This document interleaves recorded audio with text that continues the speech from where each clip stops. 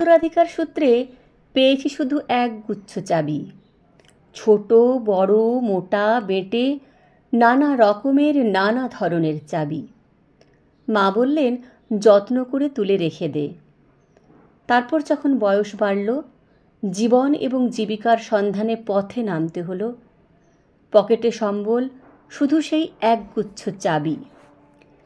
কিন্তু যেখানেই যাই সামনে দেখি প্রকাণ্ড এক দরজা, আর তাতে ঝুলছে প্রকাণ্ড এক তালা।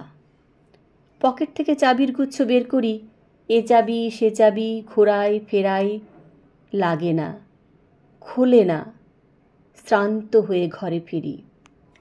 মা দেখেন আর হাসেন, বলেন, ওরে, তোর বাবার হাতেও ওই চাবি দিয়ে ওই দরজাগুলো খোলেনি। শুনেছি নাকি তার বাবার হাতে খুলত।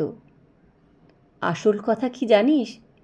এসব চাবি হলো সততার, সত্যের, যুক্তির, নিষ্ঠার।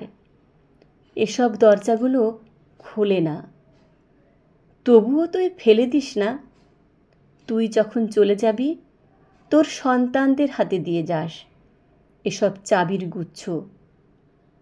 হয়তো তাদের হাতে, হয়তো কেন, নিশ্চয়ই তাদের হাতে একদিন ওই সব সততার, সত্যের, যুক্তির, নিষ্ঠার চাবি দিয়ে জীবনের বন্ধ দরজাগুলো খুলে যাবে, খুলে যাবেই।